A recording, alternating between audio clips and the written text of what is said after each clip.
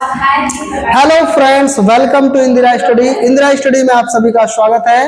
आज की क्लास में हम लोग पढ़ने वाले हैं पदार्थ की अवस्थाएं। किसके बारे में पढ़ने वाले हैं?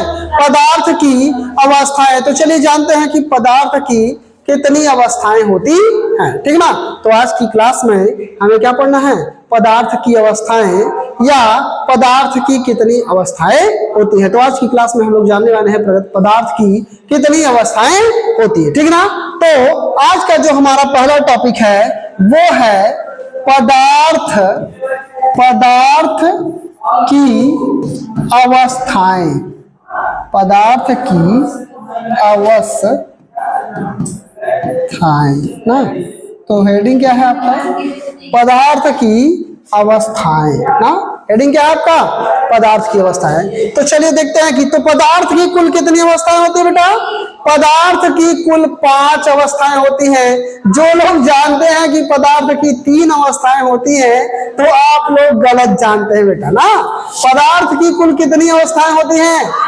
5 अवस्थाएं होती हैं। मजा आएगा, लाइक करके शेयर जरूर करिएगा ना। मजा आएगा, समझ में आएगा तो लाइक और शेयर जरूर करिएगा। साथ ही साथ जो बच्चे चैनल पर नए तो सब्सक्राइब भी करिए, ठीक ना। चलो देखते हैं, अब शुरू करते हैं। तो क्या पदार्थ की कुल कितनी अवस्थाएं बेटा? 5 अवस्थाएं। लेकिन आपके कक्षा 9 के लेवल में केवल 3 ही अवस्था पढ़ने को मिलेगा, ठीक ना। आया पसंद में? तो पदार्थ की जो पहली अवस्था है पदार्थ की जो पहली अवस्था या द्रव्य की जो पहली अवस्था है वो क्या है? ठोस अवस्था,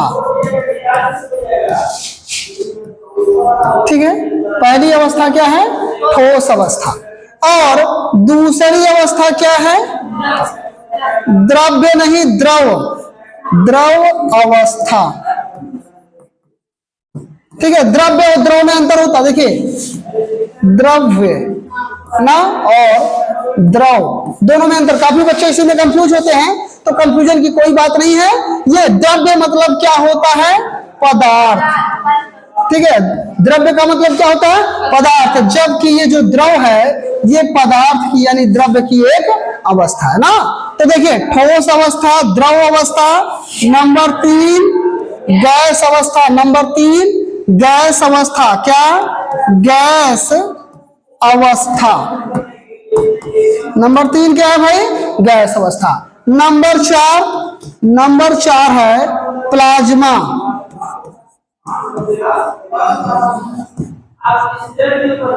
नंबर 4 क्या है? प्लाज्मा। नंबर 5 क्या भाई?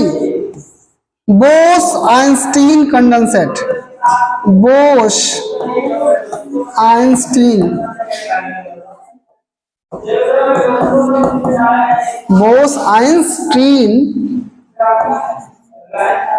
कंडेंसेट।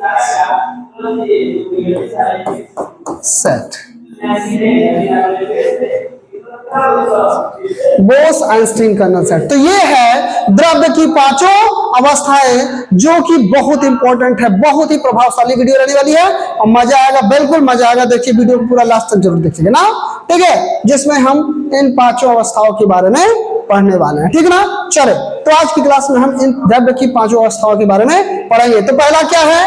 ठोस अवस्था। दूसरा क्या है? द्रव अवस्था। तीसरा क्या है? गैस अवस्था। चौथा प्लाज्मा अवस्था। 5वां बोस-आइंस्टीन कंडेंसेट। क्लियर है? चले 5वां क्या है? Bose-Einstein condensate. तो द्रव्य की कुल कितनी अवस्थाएं होती हैं? 5 अवस्थाएं। द्रव्य की कुल कितनी होते हैं? 5 अवस्थाएं होती है, ठीक ना। तो चलिए आगे चलते हैं। अब आगे देखते हैं कि ठोस अवस्था किसे कहते हैं। अब एक एक करके हम लोग पढ़ने वाले हैं, ठीक है, कि जानते हैं कि ठोस अवस्था किसे कहते हैं। द्रव्य की वह अवस्था जिसमें उसकी आकृति और आयतन तीनों निश्चित होते हैं। द्रव्य की वह अवस्था जिसमें उसकी आकृति, आकार और आयतन तीनों ही क्या होते हैं? निश्चित होते हैं। क्या कहलाती है? ठोस अवस्था कहलाती है। पदार्थ की वह अवस्था जिसमें उसकी आकृति, आकार और आयतन तीनों क्या होता है? निश्चित होता है, ठोस अवस्था कहलाती है। सभी को क्लियर है? अच्छा, ठोस अवस्था का उदाहरण क्या होगा? ईंट, ईंट, पत्थर, ठीक है, लोहा, ठीक है, ईंट पत्थर लोहा लकड़ी, ईंट पत्थर लोहा लकड़ी, ठीक है, ये ठोस अवस्था के एग्जाम्पल्स हैं। ये क्या है? ठोस अवस्था के एग्जाम्पल हैं। तो इनकी आकृति और आकार दोनों ही क्या होते हैं? निश्चित। आकृति, आकार और आयतन तीनों ही निश्चित होते हैं, जिस कारण इन्हें ठोस कहा जाता है। ठीक ना? इन्हें क्या कहा जाता है? ठोस कहा जाता है। ठीक ना? तो पदार्थ की वह अवस्था जिसमें उसकी आकृति, आकार और आयतन निश्चित होता है।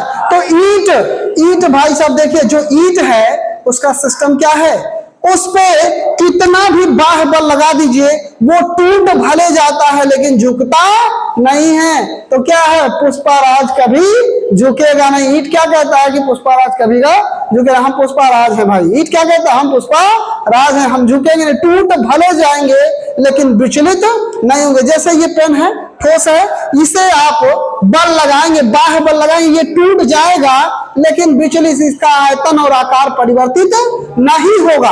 अब समझ में, यानी इसका जो आयतन ये बेलनाकार है ना, इसे आप तोड़ेंगे, टूट भले जाएगा लेकिन इसका आकार और आयतन परिवर्तित नहीं होगा। समझे कि नहीं समझे? तो वो ठोस होता है, जैसे ईंट, पत्थर, लोहा, लकड़ी इत्यादि। ठीक ना? समझ में आया कि नहीं समझ में आया सभी को? कोई दिक्कत है इसमें? चलिए अब अगला है टॉपिक आपका क्या? द्रव अवस्था। तो द्रव अवस्था जानते हैं, द्रव्य की वह अवस्था जिसमें उसका आयतन और क्या, जिसमें उसका आयतन तो निश्चित होता है। आयतन क्या होता है? निश्चित होता है लेकिन आकार निश्चित नहीं होता। ठीक है? पदार्थ की वह अवस्था जिसमें उसका आकार क्या होता है? निश्चित नहीं होता परंतु आयतन निश्चित है। पदार्थ की वह अवस्था जिसमें उसका आयतन निश्चित होता है लेकिन आकार निश्चित नहीं होता। जैसे द्रव अवस्था का एग्जांपल क्या हो गया? पानी, तेल, ठीक है, पानी, तेल और क्या? अरे ठीक है, तेल में मट्टी तेल, कड़वा तेल, सरसों तेल ना, एक्सेट्रा एक्सेट्रा सब आ गया भाई ना। पानी, मिट्टी का मतलब पानी, तेल इत्यादि। एल्कोहल, शराब ले लीजिए ना, शराब ले लीजिए, एल्कोहल ना, ठीक है। हाँ, दारू, ठीक है, दारू लिख लीजिए ना, दारू इत्यादि, ठीक है, इत्यादि। ठीक है, ये क्या है? ये द्रव अवस्था के उदाहरण है। अगर इनको बेटा जिस पात्र में रखा जाएगा ये आकार उसी का ले लेते हैं ना भाई। इसका तो आकार, इसको भाई ईंट को भगोना में रख दोगे तब भी आकार वही रहेगा, बाल्टी में रखोगे तब भी आकार वही रहेगा, लोटा में रखोगे तब वो ईंट का जो आकार है वही रहेगा। लेकिन ये जो पानी, तेल, दारू है, इसको अगर आप कटोरी में रखोगे तो इसका ये आकार कटोरी का हो जाएगा। अगर गिलास में रखोगे तो ये गिलास का आकार ले लेता है। अगर इसको केतली में रखोगे तो केतली का आकार ले लेगा। अगर इसको कढ़ाई में रखोगे तो कढ़ाई का आकार ले, यानी जिस पात्र में आप रखेंगे ये उसी का आकार ग्रहण कर लेता है। लेकिन आयतन इसका भी क्या होता है? निश्चित होता है। आयतन इसका भी क्या होता है? निश्चित। ठीक है? अरे भाई, अगर 1 लीटर दारू लिए हो तो 1 लीटर तो रहेगा, 1 लीटर पानी लिए हो तो 1 ही लीटर। अगर भगोना में रखोगे तब भी 1 लीटर रहेगा, कढ़ाई में रखोगे तब भी 1 लीटर रहेगा। तेल लिए हो, तेल अगर ग्लास में रखेंगे ना तब भी, लोटा में रखेंगे तब भी 1 लीटर रहेगा अगर 1 लीटर है तो। अगर किस में रख दीजिए, घर में रख दीजिए गिरा के, तब भी वो 1 लीटर रहना, लेकिन आकार क्या है? बदल जाएगा। क्लियर है? तो ये था कौन सी अवस्था? द्रव अवस्था।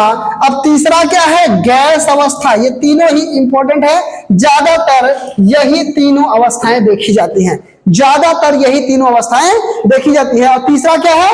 गैस अवस्था। तो जानते हैं गैस अवस्था क्या है? द्रव्य की वह अवस्था जिसमें उसका आकार एवं आयतन दोनों ही परिवर्तित हो जाता है।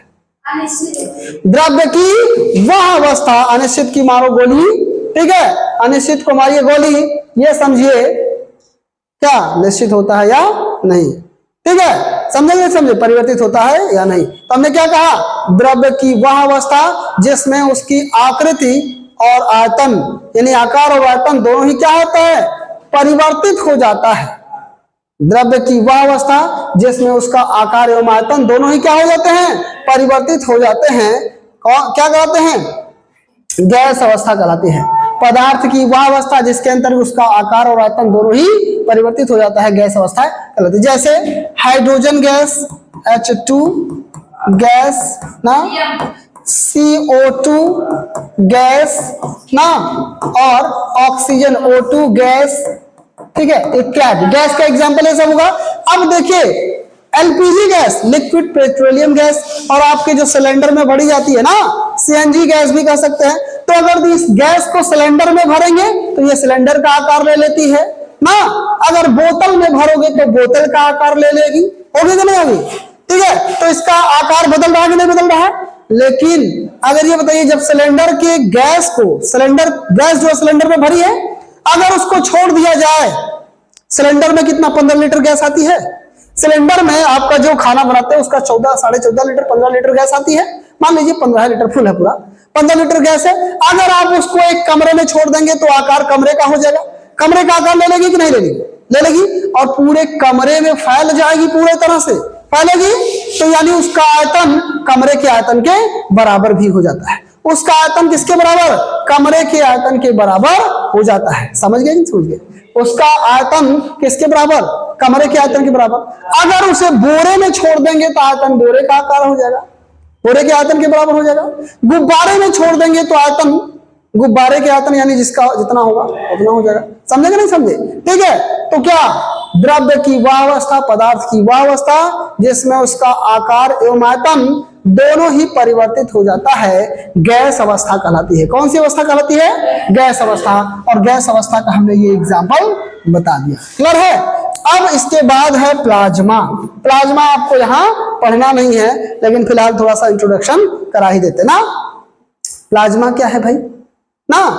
आयोजन में पदार्थ की वह अवस्था, पदार्थ की वह अवस्था जिसमें पदार्थ के कण आयनित अवस्था में पाए जाते हैं। किस अवस्था में पाए जाते हैं? आयनित अवस्था में पाए जाते हैं। समझ गए? समझ गए?